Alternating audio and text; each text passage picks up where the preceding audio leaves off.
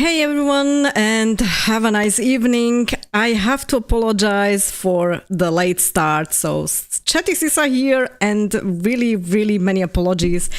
It's always some nasty surprise there from the YouTube studio whenever I start to live stream after a longer time, and it was the same also today. So I do hope that you can hear me and see me. We also, by the way, have some heavy storm here, and because I do have a Wi-Fi internet connection, I am really hoping that it will not have a too bad effect on the quality of the stream. But in any case, if you see something wrong, like if you see any time lags, delays, buffering, audio wrong or something, just let me know, please. Okay, so again, many apologies for the late start. I will have to start to, probably do something with the settings so that I have an easier start every time before the live stream, and be prepared for YouTube's nasty surprises, unfortunately. So yeah, for whatever reason, the connection between the OBS and the YouTube studio is having troubles every single time, and there is every single time something different that pops up, so it's not so easy to fix. I can see that Luis has already written something, so it's great to see you here, and thanks a lot to everybody who's going to join. Also for the chat, please feel free to send any messages, any topics. We don't necessarily have to talk only about what I'm going to show you or what I have prepared. We did it also the last time, and we did talk about a couple of different topics, so that was very good, and we had an interesting discussion, so I'm sure you have seen it in the previous stream. So feel free to post also some observations or any other topics that maybe have happened over the last few days. I did prepare this stream back in the time when there wasn't really so much going on, and I wanted to talk about primarily about the new Bond game, 007 First Light. I almost said again 007. Sorry, that's the non-English speaker from my side. And then we do actually have a couple of updates for the Expanse. Nothing like really major, but there are a few updates that they have been posting on their Twitter page, or X. I keep on calling it Twitter, sorry. So there was this, but also there's been a lot going on with Mafia. So I'm definitely going to talk about Mafia again as well. And I will probably start with a topic that is a little bit sad because it was going on over the past week when I had to delay the stream. By the way, the delayed streams are nothing really serious, but I was just really feeling very bad on that day, and I'm not sure if I would have managed a proper stream, and probably it would have been a very short one and not really in a very good mood, so I rather delayed, so I hope you don't mind, but again, also apologies for that one. And don't worry, there will be one more stream definitely in August as well. It's actually stream number 12, I have noticed, so it means that I am streaming for a year. Not so often, just once a month, or now a little bit in different timelines, so a little bit more often. But yeah, it's been a year, and it's been interesting. And as I said, mostly because of the OBS and YouTube connection, that's not always working. So yeah, the technical side of it is not exactly so great for me. But at least I'm getting used to fixing technical problems, which is also not so bad. And I can see Snackish is here. Hey Sisa, glad you're back and healthy again. Hey Snackish, so it's great to see you here. We've been missing you last time, actually, but it's nice that you found the time. I'm not sure how long the stream will be, to be honest, and on this spot also, again, for those people who don't know, probably already heard it in the meantime, but there are some cats and dogs here, so you might hear some paws and some steps, and if they get some zoomies, it's going to be wild here, so apologies for that up front.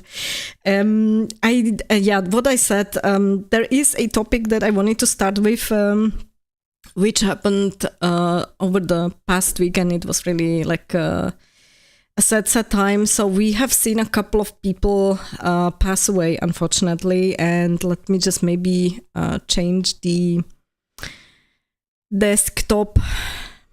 And let me just put in my face there as well. And let me show you. So I hope you can see that. And to be honest, I wasn't the greatest fan of some of these people, but they still were somebody who have been, let's say, shaping my my time as a kid or as a teenager. And it's also here, like, it's been a tough week for 80s kids. Ozzy, that's quite clear. So basically somebody who really shaped the metal scene and metal as such, and it was really awful to see him die so soon after we have seen him doing this last concert that he did. But I have to say, after that, he went out in style. So yeah, that's something that I really appreciate. Hulk Hogan, again, I'm not really the biggest like wrestling fan. I never really was watching it that much, but that's one of the people that you have been aware of if you grew up in the 80s, whether you want it or not, because he was basically like present on TV a lot of the times as well. And I think he was in different shows as well, etc. I'm not even sure if he wasn't in some movies or something. So that was somebody also who was quite like known and whom you remembered and connected with a certain time period. And then what really also was painful for me was Malcolm Jamal Warner. And for those of you who don't know, he was part of the Cosby Show. I grew up with the show, and it was really a big part of like my childhood and teenage years, and it was really an awesome show. For me, it was great because I could see that, let's say, I could connect with a lot of the problems that I was seeing as a kid or as a teenager growing up at that time.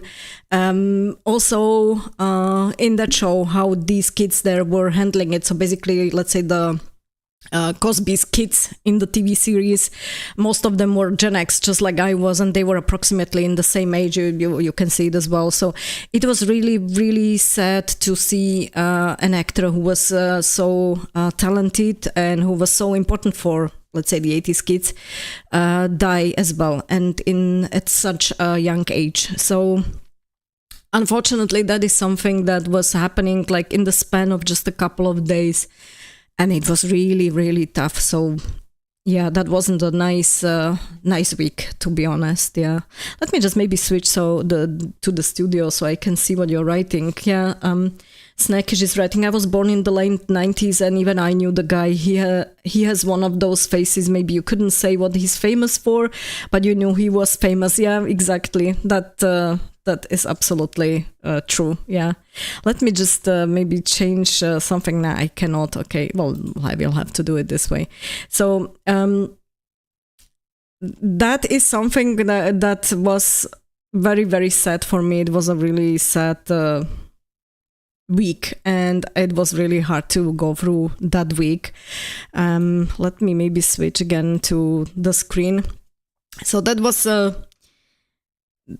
not such a nice time. And then Ozzy had the funeral. I think it was like 2 days ago, yesterday or 2 days ago, and I have seen basically the entire Birmingham on their feet and just saying their goodbyes. So I really appreciate that the whole city came to tell goodbye to Ozzy. So that was really nice to see. Yeah. Snackish is writing the Warner guy I didn't know. If you were watching the Cosby Show, then he was one of the kids, like Bill Cosby's kids, in the TV show, and he was really great there. And I was watching a little bit the other actors as well and the actresses who were playing there, like what they have done during the later years, and everyone kind of stayed around the entertainment business. And I think the what happened with Cosby as such had such an unfortunately negative impact that you will probably not see the show repeating again on TV, which I think is a pity. It was a good show. It was basically showing how kids at a certain age deal with certain problems, and basically how their parents offer them, let's say, support or guide them how to go through these problems, or how to go through some of the parts of their lives and how to handle stuff. And I think it was really great for people who were growing up at the time, and I think it would be great as well these days, to be honest, for kids in a certain age to watch TV shows which are kind of like these family shows. They were still funny. There was a lot of humor, so it was like a traditional sitcom, but it was also dealing with some important topics. And I think the way how the show handled it, it was kind of like a positive influence on the kids that were watching the show. And I'm unfortunately, because Cosby, what happened with him, probably the show will not be repeated because nobody wants to, repeat a show with Bill Cosby in it, unfortunately. But there were a lot of other actors there as well. And in general, the writers who were writing the show had also like really picked up important topics and shown it in a very interesting way and in a funny way. I think it would be great if kids could actually have a show like that to watch these days as well. I think it was really having a positive impact on the kids back then. So yeah. And yeah, he was one of those. So that was something that I wanted to start with, to have this, let's say, kind of sad part behind us, because then we are going to talk about the games. But this is something that I really wanted to mention. It did make me sad, of course, to see all of these people go, regardless of whether what the opinion was about these people, like personally. A lot of people have been criticizing Hulk Hogan. A lot of people have been criticizing Ozzy, and there were some things in the past that they did or have said which were definitely not so great. But in general, that is where I say you have to distinguish between, like, you have to separate the art from the artist. And in this case, it's the same. So basically, these people were famous for certain things. What they did privately, technically, I don't really care. I was enjoying what they were doing, let's say professionally, on a professional level. And that is also why I'm not going to, like pick up any drama and talk like negatively about them. Yeah, certainly they didn't do great things. But in general, their impact on whether it was like the wrestling, or whether it was music, or whether it was acting and entertainment, they certainly made their impact, and it was positive. So yeah, that's rather how I would see it. And also, who can claim they have never done or said anything bad or wrong ever in their lives? So that's exactly the point. So I think we all have some kind of skeletons in the closets, and we all have made mistakes or said something that maybe wasn't that appropriate. But yeah, it does happen. It's hypocritical because we have all made mistakes. Exactly, correct. And you could see the tomcat behind me currently, so he's kind of walking around. Yeah, so the that much to this topic. That's how you learn. Yeah, exactly. I mean, if you never make mistakes, you have no opportunity to learn. And yeah, tomcat behind me. So he's going to take a nap probably in the background. I saw the baby. Yeah, it's not a raccoon. Yeah, as you can see, it's a tomcat. He's 1 year old by now. So yeah, a little tail. By the way, Snackish, I wanted to ask you, did you see the part that I have posted for the playthrough for Horizon Forbidden West, because I did have a good laugh when I was playing it, and I was just walking around with Aloy, and then something has been moving, so I instinctively shot it, then I realized it's a raccoon. So I said, my apologies, Snackish, for the raccoon, I didn't want to shoot it. So that was the moment when I was tagging you, in the vid, so just FYI. Even when I was playing through the Forbidden West game, it was like, I've seen a raccoon, and you immediately popped up in my mind. So I hope you don't mind, it's just a game. Good, let me see what the other topics are. Yeah, Expanse. Regarding the Expanse, I will be sharing something on the screen, of course, briefly, but I just wanted to mention, so I did check on their page, on the homepage of the game's homepage, and they are not really posting any updates there, which is kind of surprising, because if you look at their Twitter feed, they are actually posting a ton of things in on Twitter, and they have, for example, introduced some new characters, so I would like to make a vid about that, to be honest. And then they have posted some like gadgets which you can use. I do like that they have also gone a little bit into details, like between the difference between the Earthers and the Martians and the Belters. There are some things which I have mentioned, for example, as well in my vid when I was talking about like the differences and why they don't like each other and what the history was between them. But they have mentioned other differences which I think are also important and will have a good impact for the game. So I will be shortly showing you the site. I just want to see. I didn't watch part 4. You IGN spoiled it for me. Yeah, but you still have to watch it, okay? You have to see the scene, let me put it that way. So yeah, I should have posted a spoiler then, or I should have said a spoiler alert. Yeah, I have fun watching it. I mean, it's still like fun to watch, because in that part I think I had really serious trouble to creating ammo again, which resulted in some really nasty situations.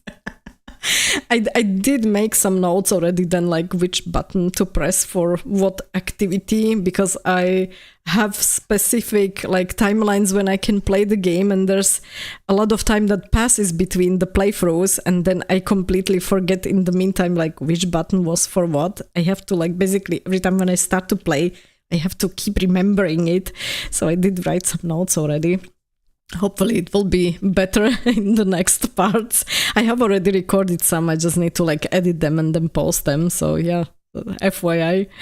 Good, let me go back to the Expanse. Let me just change the desktop again, and there we go. So the page from the game, as I said, it still like doesn't have any really updates. There's still the same information where they just did the introduction, where they have been talking a little bit about the characters on this spot. That's actually a good picture. So you can see also the height differences. That was also, I think, mentioned in their posts on X. The people coming from Earth, of course, they grow up in 1G, so they have a certain like height. Normally they reach an average height in a certain level. Then you have Martians, and Martians have less G-forces, so they naturally grow to be a bit taller. And the Belters are born and raised and grow up in 0G, so technically they are the tallest ones because they're like stretched out. They have, let's say, thinner bones and thinner body structure. And you can nicely see here basically on that picture exactly who's from where, because they picked basically one person from each of the places. So the shortest guy here, he's from Earth. Then you have here on the left side the guy who is from Mars, and then in the middle that captain that we have seen in the trailer, that lady, she's a belter, and you can see how much taller she is than the other two. So that will be also a difference. And I'm wondering how it will be done in the game when you want to create your own character and you choose, okay, for example, I want to be an Earther, how much shorter you will be than the other characters, you know, depending on where we will be and whom we are going to meet. So it will be definitely interesting from that point as well. And then that's what I wanted to mention. So they did post on the... on their Twitter page or X, they did post quite a lot of information already. So they have posted some guns which they are using. They have been posting some armor which your crew will be like using and wearing, and they put an emphasis on the thing also that you know, Martians, they are like really tech savvy, and they invest a lot of time and assets into improving their technical abilities, because naturally they have to make like Mars habitable. So they are working a lot on technologies and technological progress. So they will have, let's say, better gadgets maybe at their disposal than an Earther or a belter. So that is something that was quite interesting to see, and we have some more information here. So I'm going to, like I said, I'm going to probably make a separate vid a little bit talking about more of these details and what we could see here also posted, and also how it ties maybe with the let's say lore of the entire universe. So not just the game as such, but also the Expanse universe lore. Let me switch maybe back so I can see your comments, because unfortunately I'm a little bit limited today because of the technical issues that I had in the beginning. Yeah, Snackish is writing, I love how you keep them around 40-50 minutes. I watch them like series at night. That's the playthrough for the Horizon Forbidden West. That's why I try to finish my games ASAP. I hate having to stop and remember the buttons. Yeah, it's not always possible, and especially with games like Forbidden West, it's a huge game. It's an open world game, and I have to have the time to play it. And unfortunately, the only way how I can do it is like played in certain portions, or in portions, and just on certain days and during certain hours, and then I have to edit it. So yeah, unfortunately I do have some time lags between each of those parts, or at least like some of the episodes, let me call it that way. So even in this universe I'd be short. You tell me I'm also a short one here. So yeah, this is something where I was wondering, like, maybe I should be playing as a belter at least once in my life. I will be a tall person. That's a good way how to use, you know, the RPG elements, like role playing. At least I can role play like a tall person. So yeah, that's one of the funny bits. So yeah, I want to make some more vids on the Expanse, of course. I do think that there's a couple of people here interested about the universe and the lore, and I do like to do some more vids. And I have a couple of ideas on what I could pick up next. I do think that the last vid that I did regarding the Air Station incident was quite important, because it will be directly linked to the game, and we already know it because we have seen the proto-molecule in the Expanse Osiris Reborn trailer. So I am pretty sure that in a certain way we will have to deal with it. The question is just how, and what extent. And what I'm really, really curious about, I keep coming back to that mention. They did say that we will be able to meet the characters from the books or the TV show, at least like some of them. And now I'm wondering, like, whom are we going to meet? it could be interesting if we meet somebody from, let's say, the TV series, because as far as I understood, they were trying to, I don't know if they really did, but they were trying to get the actors, the original actors from the TV series who were like playing some of the characters, they were trying to get them also to do the voice acting for the game. So I'm really curious about that part, and I'm really looking forward to see if they managed actually to do that, and if somebody will be there or not. I think at least like drummer could be there, because that actress is really having a very distinctive voice, and I do believe that we might be able to meet her as well, and some other ones. So yeah, I'm definitely curious here. Snackish is writing short queens. Yes, exactly. I'm not sure if queens, but short, definitely. Oh, hey. We have some new people, and Snackish has invited them. Thank you very much. So on this spot, thanks a lot for the invite to Snackish, and also thanks a lot to all the people that have joined. Hey, thank you. That's nice to see you here. It's nice to see some new people. Yeah, that's great. So we are currently talking about the Expanse, and I was talking about how they were introducing some of the stuff in the on their X channel, the game devs, because unfortunately we don't see that much posted elsewhere. I'm not on their Discord server, so I don't know if there is something different on the Discord server as is on the Twitter pages or on X, but normally my experience is for those games where I am on both, so on both the Discord server as well as on Twitter. I can see that they are usually posting the same stuff on both places, so I don't think we are missing anything if we just look at the Twitter or X pages. And as I said, I will do another vid. A question here: how in the world does anyone figure out this the same account? Though can't stay much more. Gotta drive. I'm on. Okay, so Snackish has obviously figured out who is this.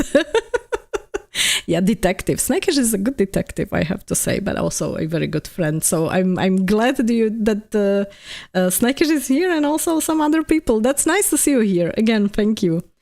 One question that I wanted to ask you. So in case you would like to see a specific part of the lore explained for the Expanse, let me know. As I said, I do have a couple of ideas what I would like to make vids on, but I would prefer to do, of course, something where there's the biggest interest. So if you have any questions related to Expanse or any topic that you would like to see put into a lore video, then please use the chat, or also you can go to the other vids which are on my channel related to the Expanse, and you can comment there, and I will pick up on those comments, and then I will preferably do a video first for the topics that people are asking about. So yeah, that much for the Expanse. And Louise is here. Hey, Louise. Hey, I have seen that you have been preparing dinner. Thank you very much for letting us know. I hope you had some good dinner. And thanks a lot for being here. It's really great to see you. Oh yeah, so that's the people from a specific server. Good, I know exactly. Okay, good. I'm happy that you are here, guys. Really, seriously. So it's great to have more people here. Let me go to another topic. Let me just quickly check on my screen what I had. Yeah, that was the 007 First Light game. And to my surprise, I was looking at it, and there's like nothing. There's like no new information from the game devs. I'm not sure if they are posting something somewhere on Reddit or somewhere, but I did check as well, for example, Reddit for the newest info. There is like a mega thread, a subreddit for 007, but there's not really anything new. So the people are just keep on discussing the trailer that we have seen and the information that we have already got, and there's not really that much new stuff. So it's kind of sad and disappointing because I really liked what I have seen. There's just not that much to be talking about. But then I did find one article that was actually posted by The Guardian, and they did talk about the game, and there is some interesting info there. So I'm going to share that one. But I have to say, like I said in the beginning, but for those of you who have joined later, so I did have some technical difficulties, unfortunately, in the beginning. And I am currently, when I'm switching the screens, I cannot see your chat all the time, unfortunately. So when I switch to my desktop, I won't be able to see your chat. So let me just talk a little bit about what I have found from The Guardian, and then I go back to different screen where I can see your chat and we can talk a little bit about it. So let me just switch. And let me go here. So this is the official games page. And if you're just scrolling through it, you will not find really anything new, like I said. So there's nothing really that would be so interesting. But then there is this article from The Guardian. It just came out a few days ago. And they are summarizing the information that we already know about the game. So there wasn't really that much new. They do compare it with the, let's say, Bond games, the game Bond movies as well. And they are talking about like people who have been depicting Bond in the movies and how the, let's say, character from the game is comparing to them. But there is something quite interesting. I think I like that one. So the information that is here is initially announced as Project 007 in November 2020, the game has survived a tumultuous period for Bond, which began with the 8.45 billion merger of the dollars, we are talking about dollars, of the character studio home MGM with the e-commerce giant Amazon in March 2022. While the newly christened Amazon MGM would control the lucrative existing Bond catalog, the idea was that creative decisions on future films, including who would play the MI6 agent, would remain with Eon, with producers Barbara Broccoli and Michael G. Wilson steering the family business. So that's why people have had good faith that even if Amazon has bought the rights and has acquired the entire Bond franchise, that we would still see the franchise continuing and the next movies continuing in the same, let's say, atmosphere, manner as we were used to. And unfortunately, that's not really what happened, because when you read, when you continue reading, then it's basically said that the in this February, Broccoli and Wilson handed creative control over to Amazon in an undisclosed but allegedly massive deal that ended the Broccoli family's 63-year tenure as the stewards of James Bond cinematic exploits. And that's where I'm having a couple of doubts when it comes to the next movies and the how it will be set up, who will be the main character, who will be the new Bond, and in what way are they going to continue the whole franchise. We can see already in this game here that they are basically trying to show like the younger version of Bond, and it's already saying like the reimagining of Bond's like start. And I'm wondering what will happen with the next movie, and not necessarily something connected to the game, but in general, like to the franchise, to the movies.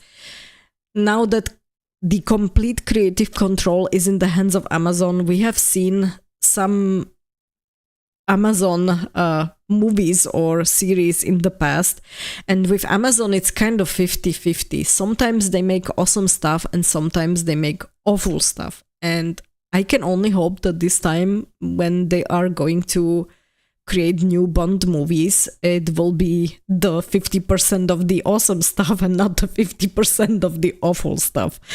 So yeah, that's something maybe that is interesting, not necessarily for the game, But I do think it's definitely something to keep in mind in terms of the entire franchise and in which direction they are heading. And I will be definitely posting the link in the description for this article. So it's it will be interesting. It will definitely have, I think, this kind of creative control change will have also an impact on the game, even though it's done by IO Interactive. Still, they are working with an IP that somebody owns, and I think that owner of the IP does have a certain extent, the right to say what's okay and what's no longer okay.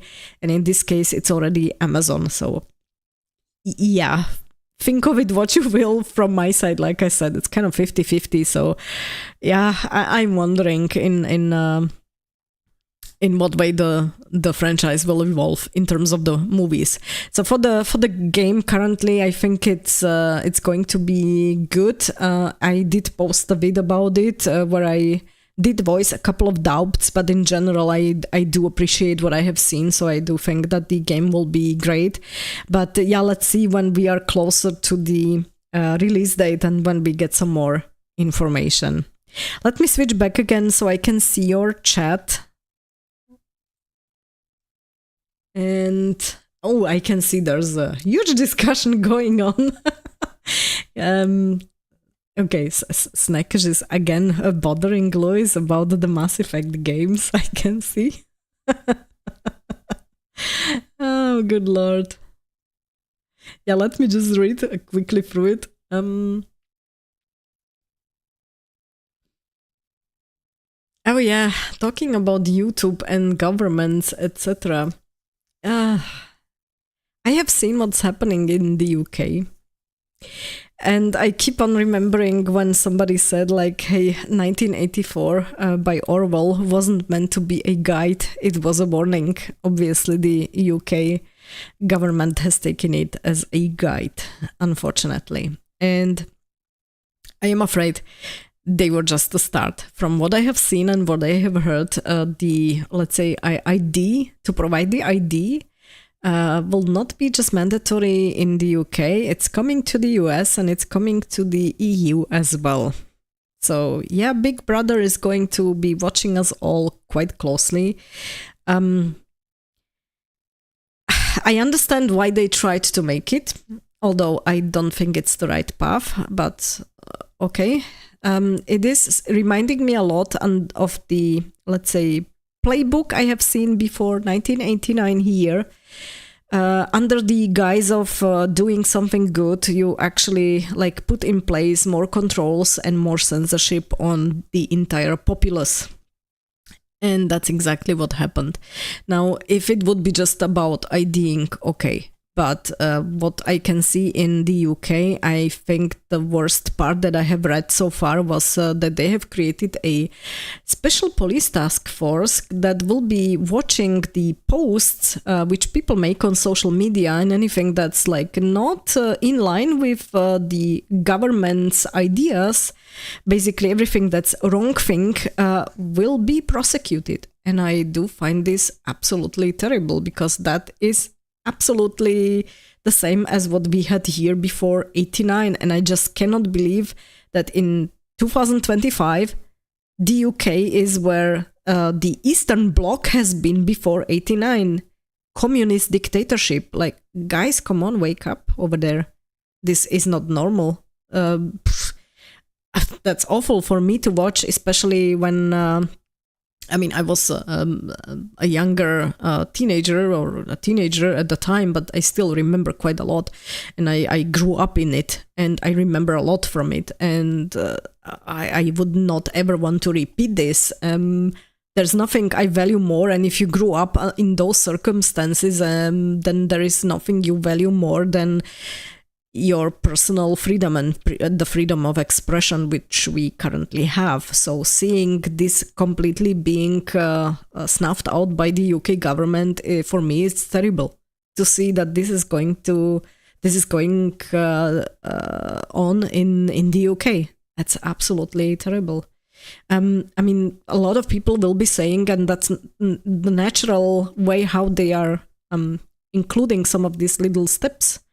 Oh, this is not so bad yet, and this is not so bad yet, and they will not, of course, from day 1 to day 2 immediately change how certain things work. They will do it in small steps over time, but the changes are currently already so visible and so palpable that I'm just wondering how, like, why the people are still agreeing to that. Like, for me, it's just, you cannot seriously agree with all of this. That's just terrible. So yeah, I will be honest, I'm happy not to live in the UK currently, even though I unfortunately think that something similar will be coming also to the EU. And it is absolutely painful for me to see something that I have experienced as a kid and which I was hoping to never see and never experience again to repeat.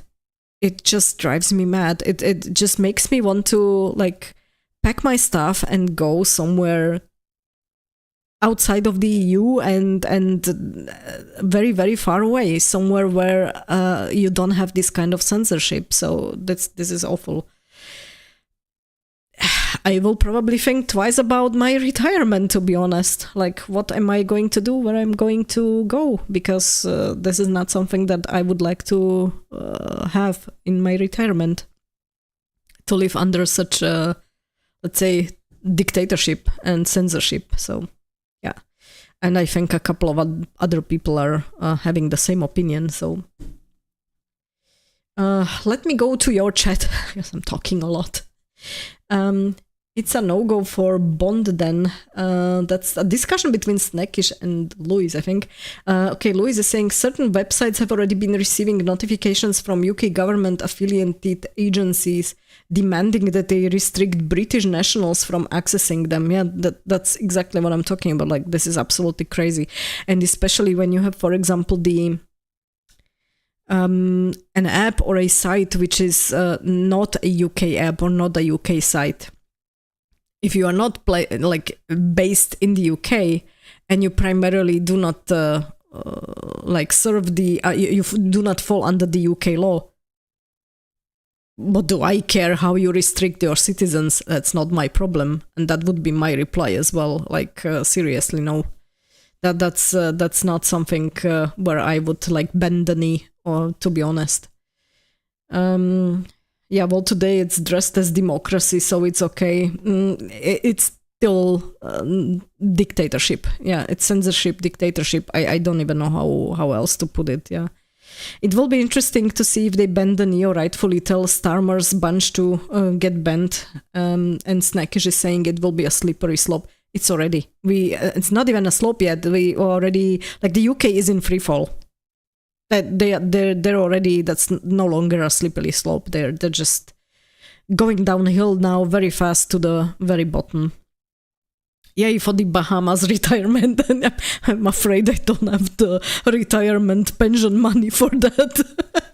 But yeah, some Asian countries are not so bad. Although, yeah, they do have certain limitations, but not all of them. And they are relatively cheap. That's one of the things. And then, yeah, Latin America, South America also would work. So I will think about it. Yeah, I originally wanted to stay within the EU, but if it continues like that, I really have to rethink. Yeah, agreed about the UK, a fascinating country. I don't understand how in the span of a couple of decades they just the people have turned around and they are just I don't know what happened to that country and to the people. They just bend the knee to everything. They weren't like that, so yeah, I don't know. Just don't move to the Cambodian frontier. No, definitely not planning on that one. Yeah, so that was one of the other topics that was happening recently in the last couple of days, and where I could see it's going from bad to worse, and it's just awful for me to watch what's going on. and reading the news, and also the what was that? The payment processors, Visa, Mastercard, and this crap. Yeah, that was also another topic which was kind of awful to see. So basically, to put it very easy and very lightly, there was a bunch of crazy feminists who have been screaming, and who have been screaming actually only in like around 1,000 emails, and around 1,000 emails was enough to start for the big payment processors like Visa and Mastercard to start limiting purchases on certain items. That's what I find crazy. It's not worldwide. There's a small bunch of people who is making a small amount of noise, because for huge processors like Visa and Mastercard, 1,000 emails, that's like, sorry, that's nothing, okay? And yet, based on that small bunch of crazy feminists and a small bunch of emails, they have now worldwide put in some restrictions, which is absolutely crazy. For me, this is absolute nonsense. So they don't care about like what the majority of the people wants. There's some screaming crazy women. So yeah, let's do what they are saying. I'm sorry, what? Like, no.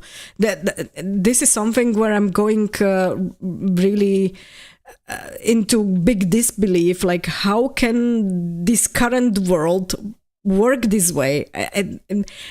I'm just a no nonsense person. I grew up like, come on, like your personal freedom ends where my freedom begins. You have to respect the other people, and if a majority of people want something, then I don't care how much that minority is screaming. They are a minority. I'm not going to jump for them into a fire and do whatever they want. And I just can't believe that the entire world these past few years is functioning this way. There are 8 billion people on this planet. There are, I don't know how many of those billions people using, for example, Visa and Mastercard, and yet they are listening to a bunch of crazy feminists who are screaming. To a couple of people out of billions. Are you crazy? Like, this is something that's for me the utter nonsense in this world. I just can't believe this. I'm really getting old, or this is not a world I no longer understand. Like, this is so going against anything that I believe in that it's just, I'm just in awe, and not in a good way. Like, how can the world have changed so much that the people are currently so stupid to bend the knee to some screaming idiots? Sorry for the wording, but this is what I think about it, right? So it's just for me, it's just unbelievable. Let me go to the chat, because I see that chat is jumping now. Snackish is saying, I meant a slippery slope, as in the UK started this nonsense, and now slowly but surely the other countries will also adopt it. Yeah, I think it was also, but in the EU it was discussed already also in a couple of years ago, like this digital act, whatever. It is also here, but they have like decided in the EU they give the countries more time to adopt it. But I think it like in a year or two we have the same. So it's not necessarily the UK that started it. I think it was a discussion also within the EU. So yeah. And Louis is saying, yeah, it does seem an awful lot like the situation with rising prices for games. One company does it and all the others are all too happy to follow. Yeah, it's like a snowball. Yeah, it's just adding up and piling up, yeah. Sorry, I'm a bit out of the loop on that. Is it a continuation of that Stella Blade's Coomer Games controversy? No, it's actually something different. I think there were, naturally, there were some games that were like not NSF, not safe for work or whatever it's called, the English word for it, so NSFW, whatever. games that naturally have like mature content, which are restricted. It's stated that they are mature games, they are restricted above a certain age, and naturally, if you are not an adult, you shouldn't be able to obtain those games and play them.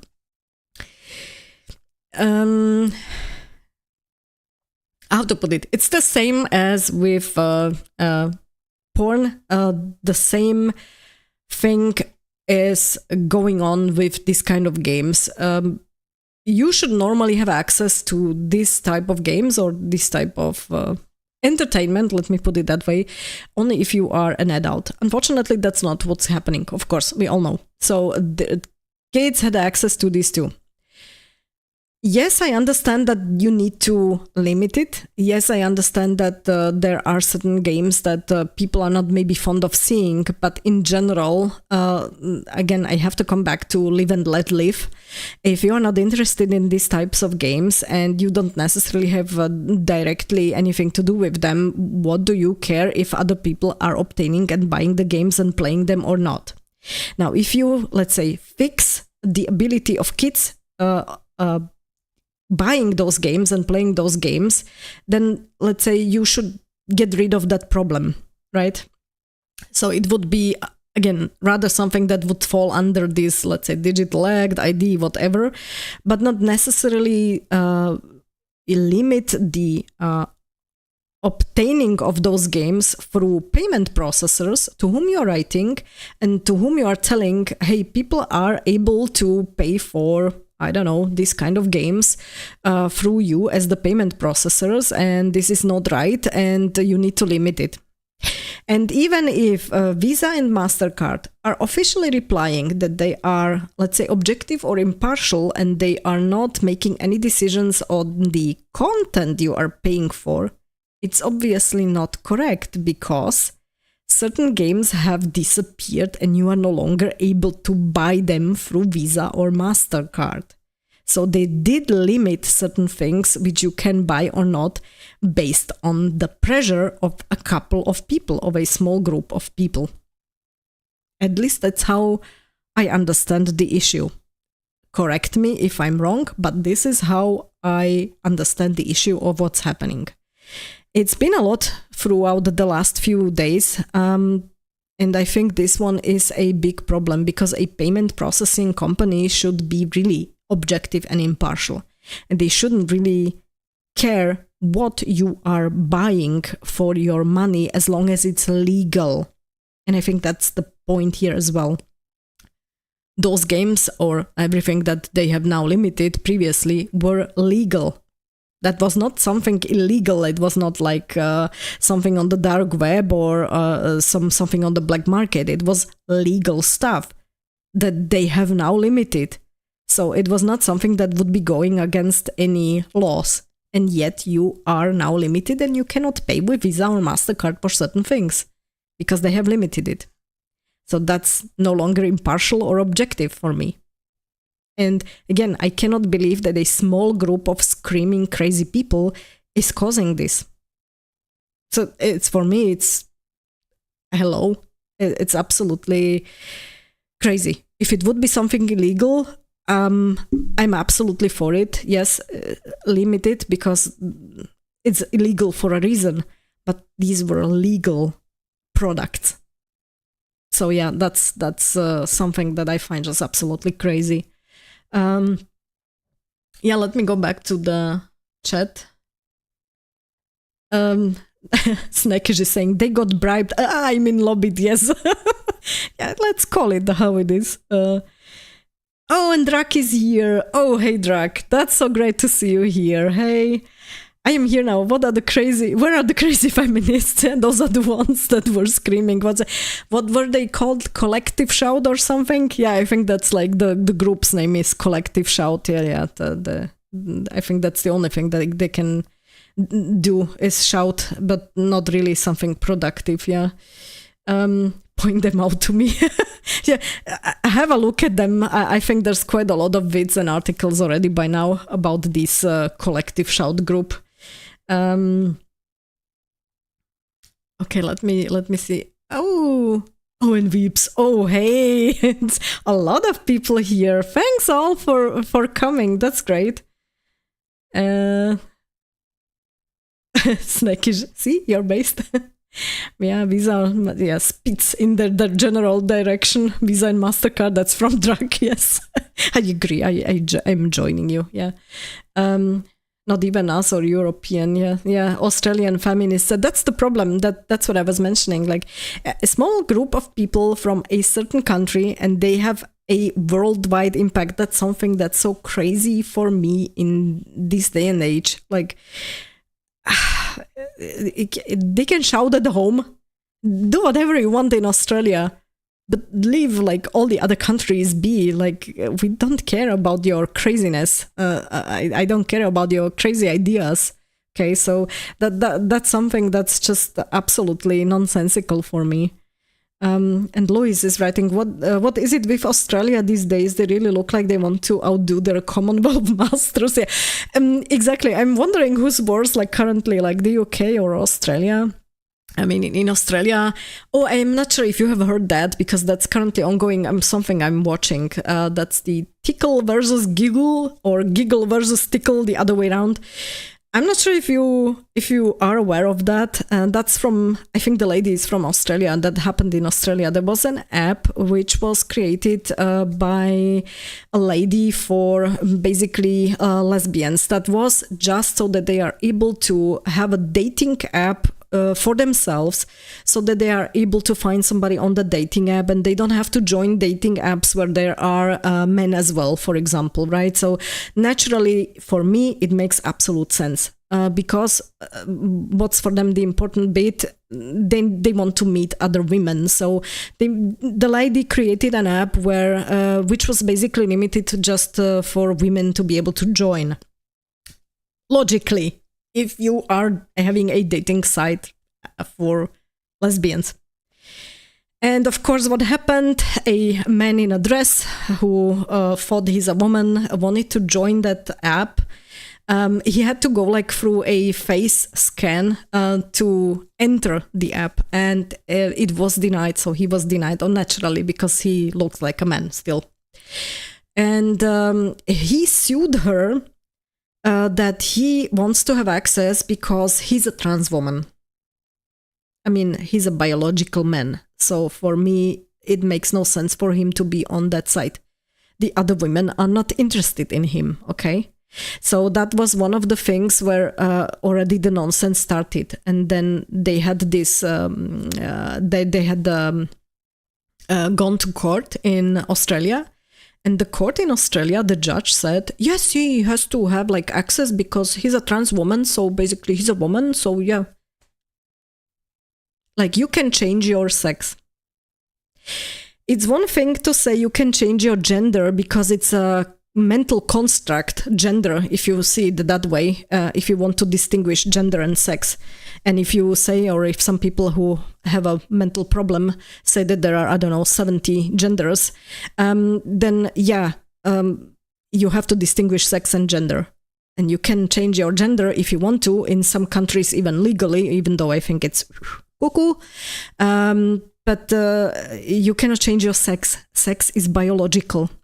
And that the judge ruled that, yeah, but he's able to change his sex, so he's now a woman. Okay, I'm lost for words when I was reading that verdict. What happened? That owner of the app, of course, naturally, countersued and said, okay, this is not okay. This cannot stand as a judgment, because this would completely. Can you imagine the impact it would have down the line on everything else which is related to men in dresses pretending to be women? From a legal point of view, what kind of impact that would have, negative impact on women? And I'm talking about biological, normal women, okay? Naturally, like there was some need for a review of this case again. So I think there is now, in the beginning of August, another like court date set for the revision of this decision. And I think that the first ruling ended this way is saying a lot about the state of Australia these days, because they're really crazy like that, at least like on the legal side. This is just, for me, absolute complete nonsense. I cannot believe that a judge would say that you can change your sex. You cannot, I mean, yeah, you can cut away some body parts and you can create new body parts, but your chromosomes will still stay the same. A man will not magically have a uterus suddenly or ovaries, and on the other hand, a woman that wants to become a man will not suddenly be able to produce semen, right? So that somebody, a judge, is saying that you can change your sex. No, you can have an operation, you can stuff yourself full with hormones, but you will not be able to change your sex no matter what happens, okay? That's biological reality, which I think is the problem that the people these days are denying. And I just cannot believe this happened in a court ruling. So for me, it's... So I'm following up on that one and I want to see how it ends. Yeah, let me go back to the discussion here. There's a lot going on in the chat. I actually appreciate it. Yeah, I like it. Okay, so the T app. That was something else. The T app. That's another shit that happened. There's so much going on these days. Yeah, oh, the app that got leaked recently. That was something else. Yeah. Let me see. You're talking about the T app. Snackish is saying, I didn't know about this story. Yeah, look it up. It's called Tickle versus Giggle, or Giggle versus Tickle. So look that story up. And I'm really hoping that they will reach a normal decision, because this is just crazy, right? I mean, it does tell you something about that man that goes to the length of suing an app because he feels the need to squeeze himself into an app which is made for biological women, and clearly for women whose sexual preference is other women. What does the man want to do there? Nobody will be interested in dating him. I mean, how delusional do you have to be to sue somebody over this? So that's saying something about him as well. Yeah. Drak is saying neither did Anya, but that's what makes Anya cute. Okay. Yeah, you keep bringing her up, Drak. Yeah, here we go again. Anyification. Yeah, weeps. Snackish. Biology offends me. I demand you stop talking the truth, Sisa. I feel attacked. I don't care. Sorry, that's the Gen X in me. I don't care if somebody's fifis get hurt. Biological reality is biological reality, right? So yeah, but I'm getting your point because we are on the same page here. So yeah. Good guys. Let me check what I have more. Let me go back to what I have prepared. Oh yeah, Horizon. I know that not everyone is a fan, but there was a post or a couple of posts which I think might be interesting for you. Let me just quickly switch again and let me show you. Anya goes with me wherever I go, just for those people who are not aware. And you should be looking for an unofficial Discord server, which is for a certain game of some ex-CDPR devs. We do have quite interesting discussions there, although I have to apologize, I haven't been there for a longer time, so I didn't have the time to be there. But yeah, it's having something to do with the Veil of Sangora, so just FYI. Just a little mention here. Let me go to the desktop, let me show you. So, to Horizon. Horizon has by now, as a franchise, sold 38 million copies. Now, the lady who has posted this has said, yeah, that's crazy sales numbers between two games. And then somebody chimed in, it's actually like more games. And they were mentioning, okay, there was also the Lego Horizon game. And then there was the Call of the Mountain, which was the VR game.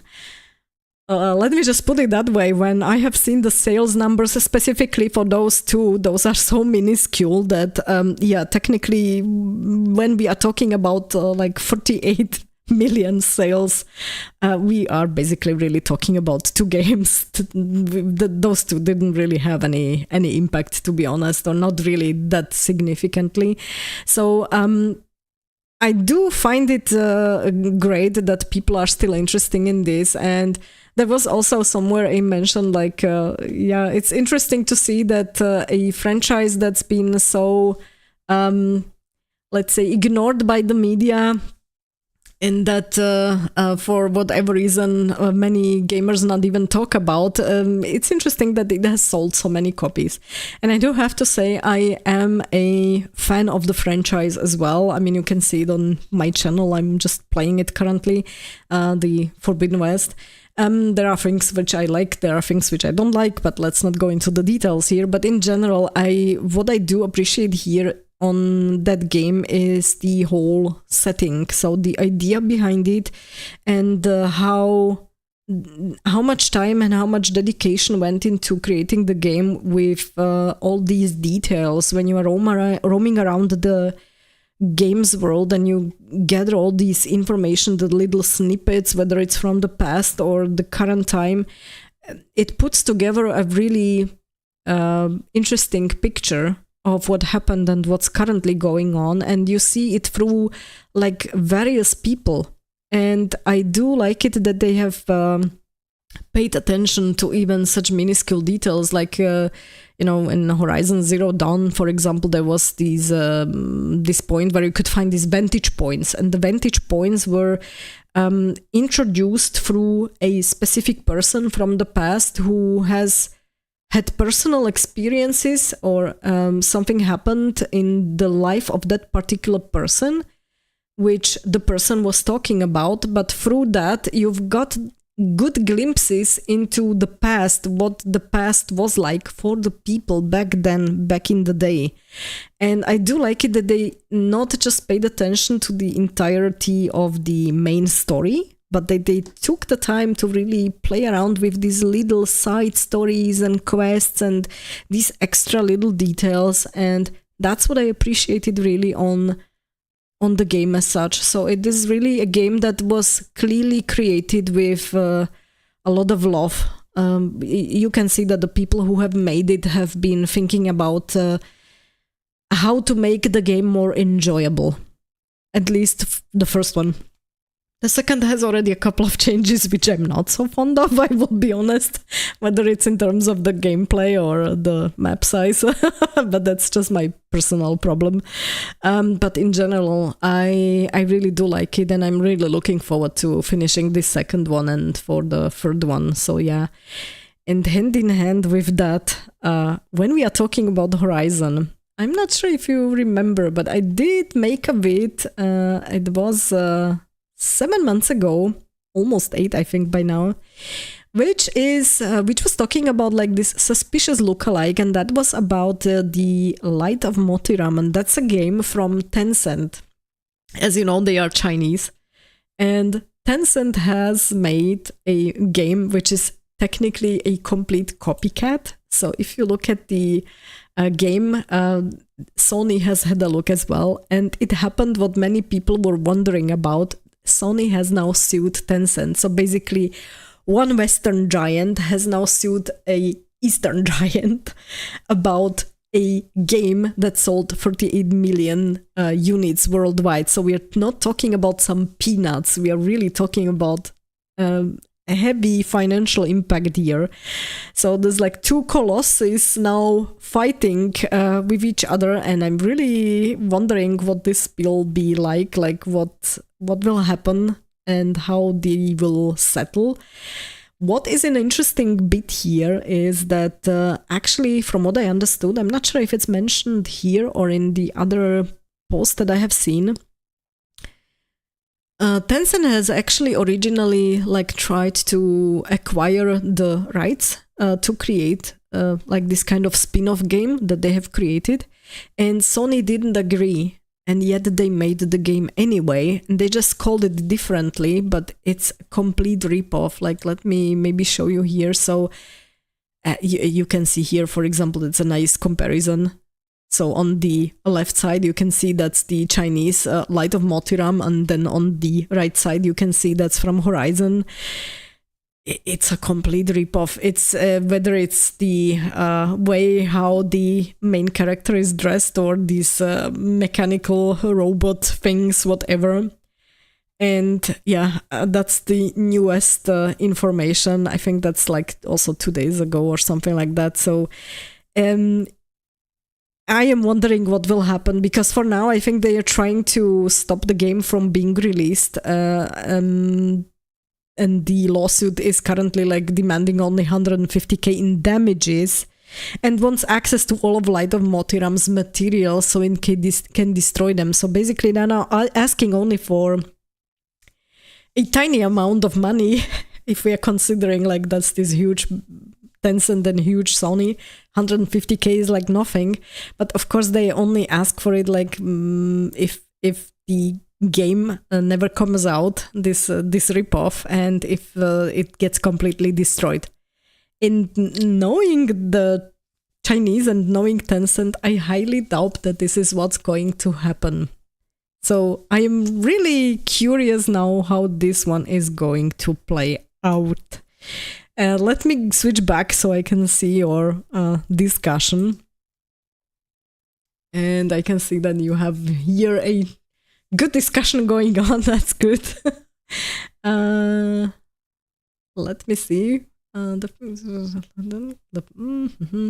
Louis is asking, would you say that Horizon has normie appeal? Yeah, definitely.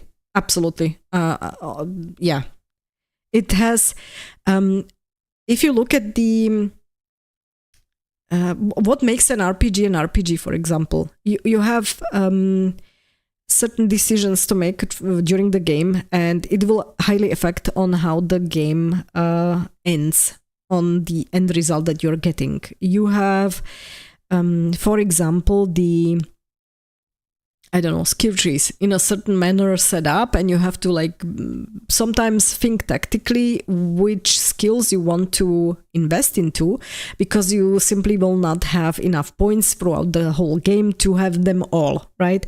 So there's like the, let's say, things that you have to think about when you are playing, let's say, a standard RPG. Combat is a big part of it, and it's usually... even on the lighter levels, it's not so easy to go through, right? What happened with Horizon and how Horizon was set up was basically there is no choice. So I have to give this, I have to acknowledge this. You don't really have any choice. The game is preset. You are going in a certain direction. You have certain options when you are replying, like you can reply in a polite manner, you can reply in a nasty manner and a sarcastic manner, but it's not having any effect on the outcome. Okay, so it's basically not really shaping anything else than maybe aside from a side remark here and there from some NPC or from some person that's going to talk to Aloy.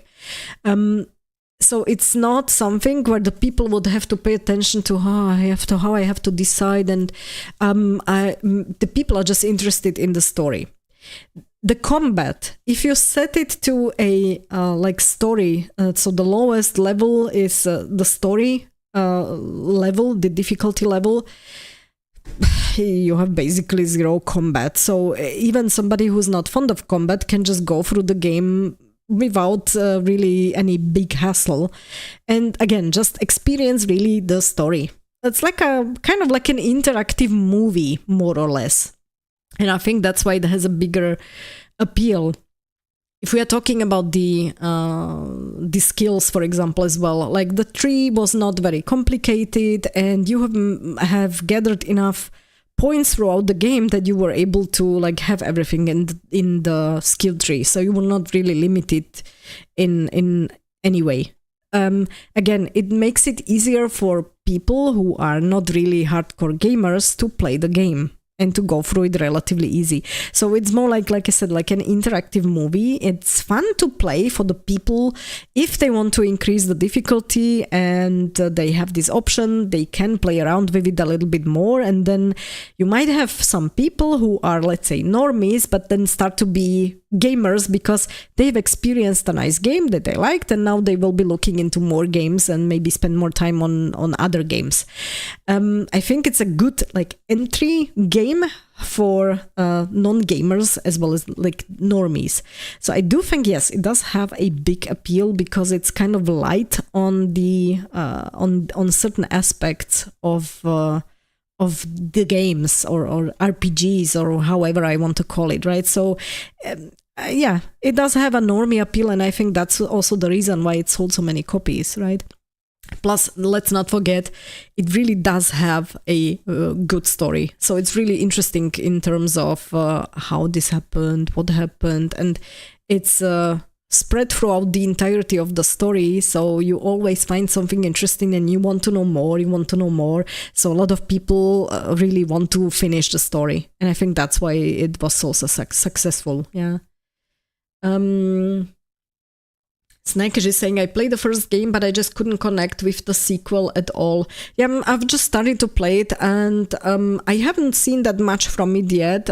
So far, like I said, I was more focused like on the gameplay aspects, like the skill tree and the combat system, etc. But I haven't really seen that much from the story. So I will continue definitely playing and see how it compares also story-wise to the first game. Snackish, I don't know what it was, it just lost its spark somehow. Can't explain it. Can't explain it. Too derivative. I don't know, Luis, I just couldn't get into it at all. I think it's a different it's different in a certain way from the original game. When you start to play, what was a little bit probably also something that I considered to be negative was that endless prologue. So the prologue was really, really long. And when the actual gameplay started, you just realized, okay, you are just in the first portion of the game. And you still have kind of like a prologue number 2 that you still have to go through. And it's really taking a lot of time. So even if you want to focus just on the main game, my guess is it will be many, many hours. I think that's also a factor that plays into it. But it would be interesting to hear like maybe what you did like and what you didn't like on the game as long as you have played it. Because for me, what I found quite, let's say, challenging, but that's like my personal problem, was the changes between Horizon Zero Dawn and Horizon Forbidden West in terms of the combat, for example. So they have changed certain like buttons which you have to push for certain activities, and when you have like almost no time difference between the first game and the second, I went straight from the first into the second, and I'm now currently keep on pushing the wrong buttons simply because I was used to in Horizon Zero Dawn, like, okay, this activity is this button, this activity is this button, and I have to push this and click here and click there. And they have changed a lot on that. And it's kind of annoying in certain situations. And you can see it also on my gameplay. I keep on clicking on the wrong stuff, or just pushing the wrong buttons, and then if you're in the middle of combat and you cannot figure out how to make more ammo, like it happened to me, it can be like frustrating. For now I just take it with some smile, but if it's continuing, and if I see that it will be more and more let's say changed, then it probably will not be something that I'm going to appreciate. So that's one of the things. The other one, at least for me, what I have noticed, and I do understand, again, it's like a personal problem, there are quite a lot of weapons at your disposal currently. I have seen it also in the skill trees, and you had more weapons as well, of course, in the first game, but you were like not forced really to use them. It was perfectly fine if you were using just, I don't know, 2 or max 3, and you could still play throughout the whole game and you were fine. And if you wanted to avoid like, I don't know, going into hand-to-hand combat or, melee, to put it that way, you were still able to, for the most part, to avoid it. And from what I understood, because I've got like some advice already in the meantime, you are not able to avoid it completely here, which I'm not so fond of, because what I liked on the game so much was that basically you can play as an archer. So you are playing from a certain distance, you sneak around and then you shoot from a certain distance your enemies.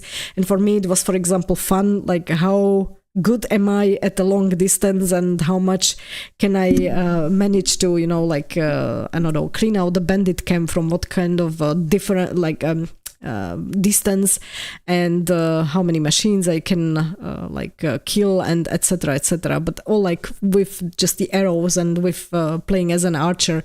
And if I'm being forced into something that I don't really like, which is melee combat normally,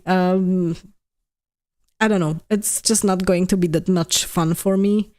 If I compare it, for example, with Mass Effect as well, I know that there are people who have loved to play as a biotic, because that's basically like melee. You just jump straight into the middle of the action and you just wreak havoc there. That's not what I liked. I like to like snipe people and, from a safe distance to shoot, and I didn't really like close quarters combat and stuff like that. It was never my thing. I was really always like this kind of long range, long distance gamer. So yeah, this is probably something that's not so fun for me if I'm forced into these situations. Yeah, so there's a couple of things which I can think of. The other point for me was that they did change a little bit the characters, and I did discuss it a little bit also with John. It's not that much for me that I would now say, okay, it's only the women that are now looking uglier and that I have a problem with that. I do not like it when they make the women look uglier than the original actress, and it's really nicely visible on Vanasha in the Horizon series. She was looking fantastic in Horizon Zero Dawn, and no matter how much somebody will try to convince me, well, that didn't change that much. It's minute details, but they accumulate to the overall face, which we can see in Horizon Forbidden West, which is uglier, simply because of the little minute changes that they did. And I was never fond of characters that are in an ongoing series if somebody changes their face. I also didn't like Geralt, how he was changed in from The Witcher 1 to Witcher 2 and from The Witcher 2 to The Witcher 3. It's not just women. So in general, that's not my only point. If I see that they have made some women uglier. In general, I do not like it when the faces of the characters are changed within a franchise. So from one game to another, you still see a different face. Why? Okay, I'm just not a fan, okay? So that would be another thing that I have noticed, which I'm not really fond of, yeah. Let me go back to your chat. Drak is writing, Chatty, you should play Deus Ex Human Revolution and Mankind Divided. Noted. It is now on the list, if you are saying it, Drak. Oh god, flashbacks of Mankind Divided's Czech accent performed by Canadians. That's coming from Luis. Okay, now I will probably have to play it in Czech just to see that accent which you are mentioning. Was it that bad? I don't know how Czech people sound while speaking English, so I didn't notice it. That's from Drak. And Lois is replying, well, they don't actually sound like Russians, but I'm sure the game is great otherwise. That's the worst thing whenever I see a movie or TV series or a game or something, like whenever there are Czechs or Slovaks or Polish people or any other Slavic language group. when they are depicted by, let's say, Western companies, Western game studios, or Western, movie studios, they all make them sound like Russians. I am not sure if they understand how much of how nasty it is perceived by us. I don't want to use rude words, but it's an insult. It's a goddamn huge insult for most of the other Slavic language groups if you make them sound like Russians. We are not Russians, and we absolutely hate being compared to them, at least the majority of us. And that is still something that's coming from the previous years, I would say, when we were this Eastern Bloc, which I have mentioned. So naturally, we were under the Russian influence. But we are all like people with their own culture, their own languages, their own history.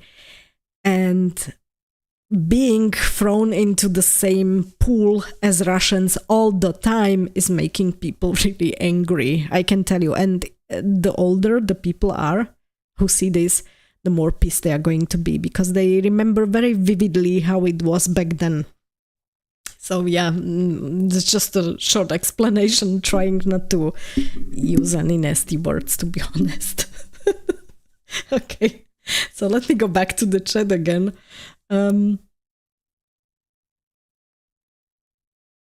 Yeah, they also do it to Australians, hiring British people to imitate Australian accent. Yeah, I guess it's for more of the people who are, like, let's say, from the same language group. So I guess the experiences will be similar. Louise is saying, there is a portion of the game set in futuristic Prague. Hilariously, all the significant NPCs with dialogues are voiced by Canadian Americans and sound like stereotypical Russians. Good God. Okay. I have to try to find something on YouTube, like some bits with that when you are mentioning it. But yeah, feel free to send me some links if you have something. Yeah. Gmail is always cringe when he hears Australian NPCs in games. And then you have the background NPCs who are voiced by actual Czechs and sound normal. Okay. And Snackish is saying, and Greeks too, no worries. If you're not from the UK or US, you're getting represented as whatever the US stereotypes you as. Okay, exactly. That's the best. Yes. That was exactly spot on what you were saying. Yeah. I guess that's true. Let me quickly just check what else do I have. Oh yeah, the Mafia game, actually. I'm not sure if you are like following up on it. I'm really looking forward because it's just 1 week away, and they have released the PC specs and features, and then they have released, let me just click the launch times. And people were not happy because PC is launching earlier than the consoles. Me as a PC gamer, yeah, I'm happy, to be honest. There was a huge discussion, of course, naturally, because it was clarified that the game will be, I guess, like at least the cinematics will be kept at 30 FPS, and people went completely nuts. And I will say maybe an unpopular opinion. I don't care. I used to play old games, and I was playing games that were pixelated. I don't really care if a game has 30 or 60 FPS. I don't care about, I don't know, anti-aliasing and motion blur and whatever nonsense the new day, modern day games have. I usually don't even play on the highest settings, even if the computer would be able to do that, but I just don't care. Visually, for me, it's such minute details. And if I get a game that has all of it, and it just unnecessarily bloats the game to space requirements that drive me crazy, I wish I would rather be able to play a older game that was like only half the size or 1/3 of the size, to be honest. So I am not the one who was going to complain about, not seeing this and not seeing that and the graphics, etc. Yes, I do praise the graphics if they are really nice. I am impressed just as anybody else if I see something that looks fantastic. But do I necessarily need it in a game? No, absolutely not. I've got used to playing some old stuff that doesn't look like modern day games at all. And if the story is good and the game is good as such, I don't care if the graphics look like they are 20 years old. So yeah, that's one thing where I just wondering, like, I'm watching these discussions going on and I'm like, okay. I really don't care. So that's one of the things. Yeah, it is probably crap for people who do expect from the newest games to, have like very high visual graphical settings and be, I don't know, high end, etc. And especially on consoles, I think people have been asking for the console games to finally be like 60 FPS. I can understand if somebody really pays attention to this, that they want to have this. I understand that. I don't think it's the most important part on a game, to be honest. So yeah, that much regarding that topic. Let me maybe check your chat. Snakish is saying, can't wait for next week.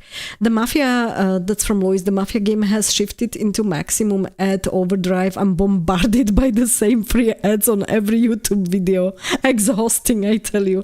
Yes, it is, but it's just really a week away from the release, so it's no wonder that they are now like pushing heavily.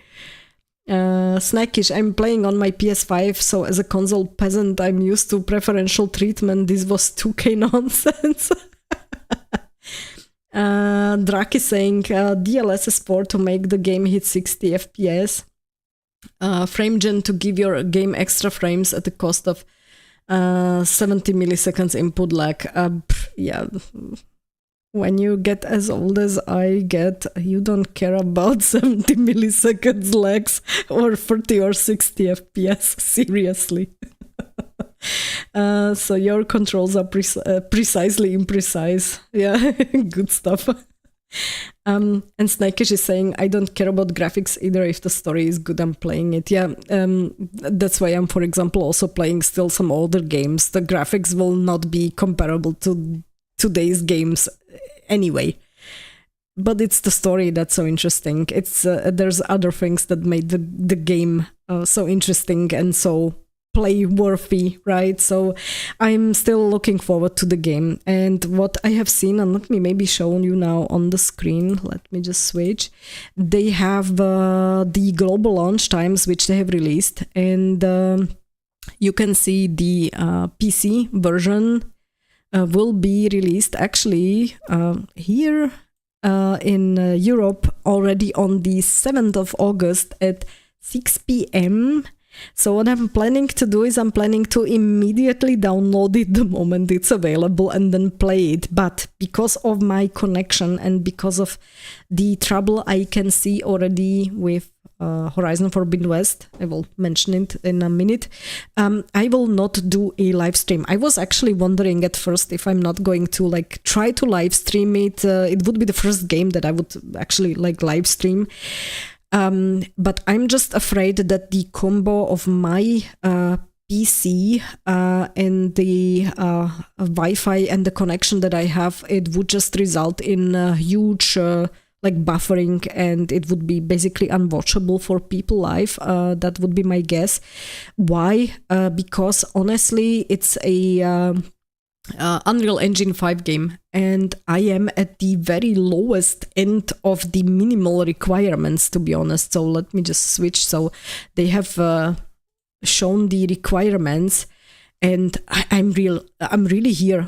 I have a PC that's now 5, 6, 7 years old or something like that, and I'm here. This is what I have, and I will be barely able to fulfill the minimum requirements, to be honest. I did buy a new SSD for being able to play Forbidden West and for the Mafia Old Country game, because those are Unreal Engine 5 games which require already an SSD. And that's also my problem. The Unreal Engine 5 games are so taxing for the CPU and GPU that when I'm already just playing, not even like streaming, if I'm just playing and I'm recording at the same time, so basically I'm having the game running and also the recording app, which is OBS in my case, I already see either the camera, audio and video having time lags and buffering and problems, and they are not like coordinated, or the game is like very choppy and it's not really like nicely on the recording. It's not really nice. It's really like fragmented, let me put it that way. And I will have to lower the settings in Forbidden West to a much lower setting to be able to play and record at the same time. If I would be just playing, I would be able to play it still like on higher levels and higher settings. But because I am also recording at the same time, I already have to go lower. And if I imagine that I would at the same time also have like streaming on, I doubt that my PC would be able to do that. So CPU and GPU would probably say both bye. And that's why I'm not going to stream the game. But what I would like to do is I would like to like record it when I'm playing it immediately on the 7th. I'm actually having like a day off, so yeah. And I will be posting it immediately when I finish. I will then just post the playthrough. So I'm hoping to be able to post it on the 7th in the evening. Of course, not the whole game. I won't probably be able to play through the whole game, but at least like a huge portion of it I would love to post. Although the other thing that they were discussing was the length of the game. And that was also something that IGN was spoiling so much, where I was wondering how many hours actually the game will have. Because from what I understood, it will be something around the same size as was Mafia 1 and Mafia 2. And I think, Luis, you will be able to say how much you need it for the first and second games. But as I understood, it will be somewhere between 10 and 16 hours. So I'm pretty sure I will be able to record and play through a relatively big chunk of the game. And I'm planning to post it. Let me switch back to see your chat.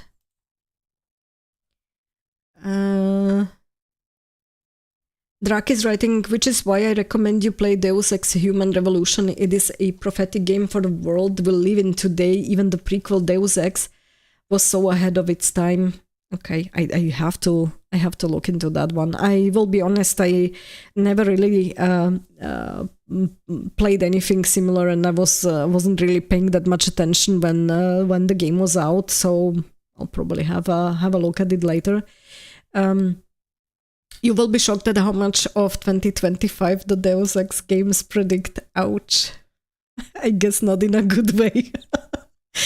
Chatty, you will be fine if you turn on FSR or DLSS based on your GPU. You will hit 60 FPS on 1080p. I can share my settings. Let me just I will show you a secret what my PC looks like.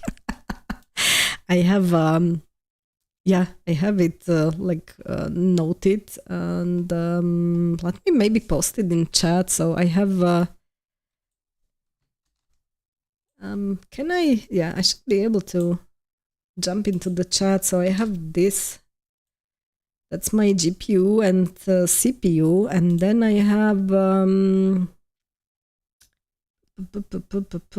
have this.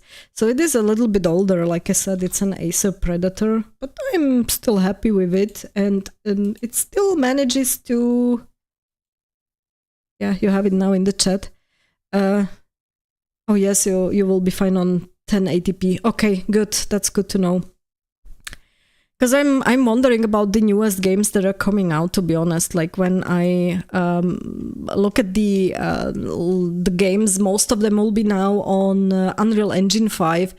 It will be really demanding for the PCs. I was planning actually to get a new graphics card, but rather later than sooner, to be honest. So I'm happy that still the games that are currently coming out, that I'm still able to play it even on the minimal requirements. But like I said, I'm not really I'm not going crazy if the graphics on my side will not be the, I don't know, 4K newest, biggest over-the-top thing. So I'm happy with what I have currently. I think the problem will be when there will be a game which will be already so demanding that I will not fulfill even the minimal requirements, and that will be crap. Yeah. And I also, what I've noticed, what I'm not so fond of, is that now currently these days, when you have these new games, they are like huge.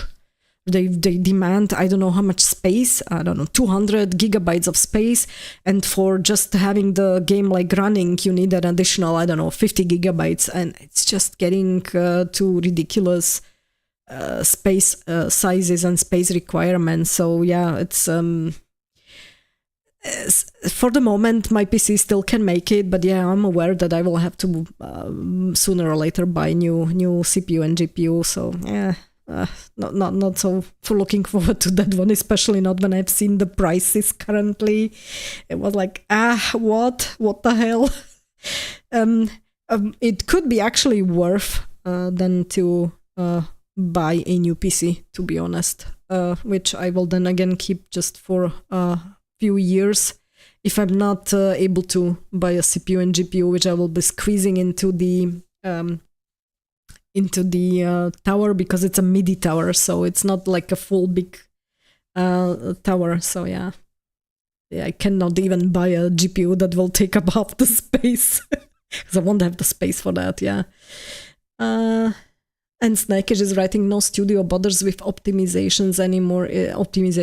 It said, yeah. If you compare sometimes also the graphics, we're back at the graphics. If you compare some of the newer games in terms of graphics and what the look is of the game, and with some older games which has been released, I don't know, 15 years ago, it's almost the same. There's like really minute differences. And yet that older game required way less space and way less, that it was less demanding on the CPU, on the GPU and everything. So I'm having the feeling that it's just the newer games are just more and more bloated in that sense as well. Yeah. And Raki's writing, yes, buy all AMD PC, they are in perfect sync at the moment. Intel CPUs suck and overpriced, same with NVIDIA GPUs. Yeah. I was used to, NVIDIA, will be honest, but I have already, you're not the first one, I have already heard that AMD is currently actually better, might be the better option. So yeah, it's definitely something I will have to keep in mind when I'm going to buy something new. So yeah, for the Mafia, that is something, like I said, where I'm hoping that I will be able to post on the 7th a vid, at least like the start of the playthrough, and I will be definitely playing through the whole game, like I said, so I will be definitely posting the entire playthrough then on the channel, but I just would like to get it out in the beginning so that people who have access like a day later, because they're playing on consoles, they can watch if they want to already, like the beginning of the game. So, and I'm pretty sure there will be a ton of channels that will be live streaming the game. So yeah, I'm pretty sure I will not be the only one. There's a lot of people who are looking forward to this. Yeah. And Snakish is saying, Baldur's Gate 3 always comes to mind when it comes to space, but it was a massive game. So is technically also Horizon Forbidden West, so I'm not surprised for that game as well, like what kind of requirements it has. But it was a little bit of a different surprise for Mafia, to be honest, because based on what they said, it's not really a huge game. and yet the requirements are like quite demanding in terms of the CPU, GPU, not necessarily the size. I think the from the size the game is like manageable, it's not so big. But the CPU and GPU requirements are already quite high because it's a UE5 game. So yeah. Just give me a second. I need to clean my nose. Apologies for that. So let me just turn off the sound for a second. And I will be back right away.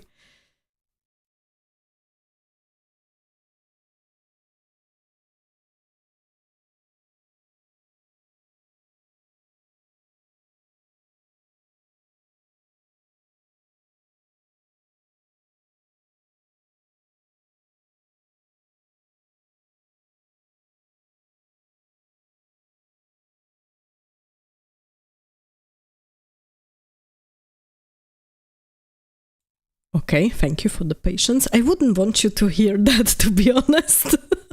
But yeah, it has to be. Let me check what else I have. I think there was something more that I wanted to mention. Oh yeah, just for the fun at the end. You know, I always post something like some funny memes and stuff like that on whether it's on Twitter or I'm saying it here in the streams as well. I had a good laugh when I was reading this one. How come when a house is haunted, it's always a ghost from the 1700s or 1700s, like from the 18th century. Imagine a ghost from 2007 screaming, "It's Britney, bitch," at 3 a.m. I was laughing because I imagined exactly that. It's Britney, bitch. And that's such a good post. I find sometimes really like hilarious stuff posted, whether it's like on Facebook or, you know, on Twitter and stuff like this. I don't really have like currently any like new channels that would be fun to watch, like an entire channels. I used to introduce those a couple of streams ago, but currently I'm rather finding like separate posts. Like from time to time I find a funny post here on this channel and then a funny post here on that account, and it's like it's always great. I'm kind of fond of memes, to be honest, and jokes. So yeah, this one was actually quite good. Guys, looking at the time, because it's again getting a little bit late and the doggos will have to go outside before the night. I am not currently having any other topics. I'm not sure if you have something that you would still like to discuss. If yes, put it into the chat.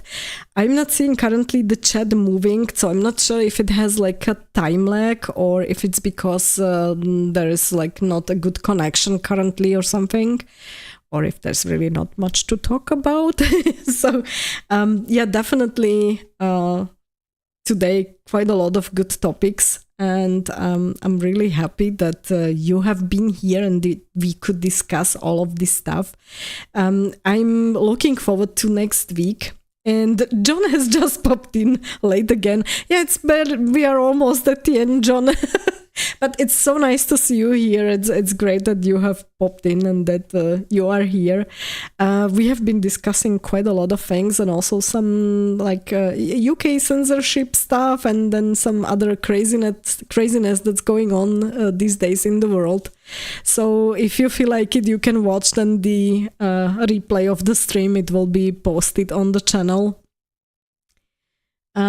And yeah, Louise is saying, yeah, I also don't have anything to add right now. I think let's see what's going to happen in the next couple of days, because I'm currently at a stage where I'm just prepared for any crap to happen after what we have seen, like whether it was the, let's say, a couple of celebrities suddenly dying within a couple of days, and whether it was, you know, the stuff that's going on in the UK, or if it's some upcoming other censorship crap that's going on, or, you know, this Visa Mastercard stuff.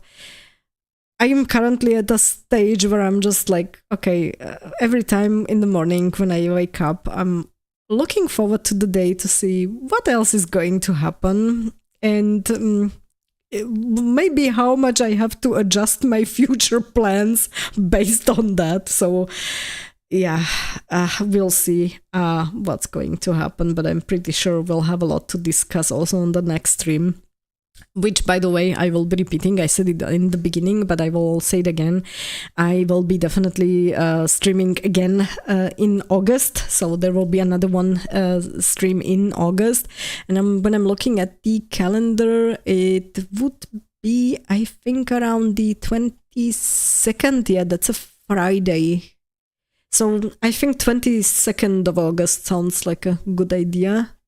And then we also have 29th, and 29th is actually a national holiday here, so we will have a free day. So technically, I could also do it on the 29th. So it will be by the end of the month, definitely, 22 or 29.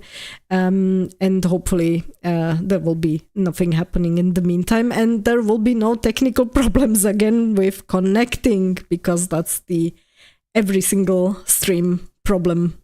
So yeah. John is saying, I have not picked up the Oblivion remake because of the insane HD size. Yeah, I'll watch the replay. I see Cat in the background. Yes, I have like that one. I'm not sure which one it is. Let me just check. Yeah, that's the tomcat. So yeah, I have 2 cats and I have 2 dogs. The cats are like street cats which I have saved. One of them was really like in a very, very bad shape when I got her, and this tomcat here, that's a youngster, that's like a 1-year-old tomcat. So yeah, he's currently like having the teenage time of his life, so he's getting often some zoomies. But yeah, it's kind of fun with them all. And the dogs that I have, those are already, let's say, older ladies. One is 6 and one is 8 years old, and yeah, now they're just like looking at the cats like, okay, zoomies again. Okay, I'll just stay here and lie in bed and just ignore the cats with the zoomies. Yeah, so it's fun with the animals, but the dogs are good, at least in that sense that they force you to, like go outside, go for a break, go for a walk, spend some time in the garden, as if the garden itself wouldn't be work enough. But it's good to like have a reason, to go out and be a little bit more active. Yeah. Yeah, John and Drak are greeting. So, guys, on this spot, yes, Nekish is saying, we're going home, tell your mom to let you come play earlier. I think that was for Drak. Babies are the best, yeah. Guys, thank you very much for being here. Thank you for the stream. Snackish, especially thanks to you that you have also invited a couple of other people over. Yeah, you can see him now. Yeah, he's lying down again. Thanks, that was really, really nice. And it was great that we could chat again about the various topics. And cat in the background, raccoon in the chat. That's from Drak, yes. So on this spot, really, thank you.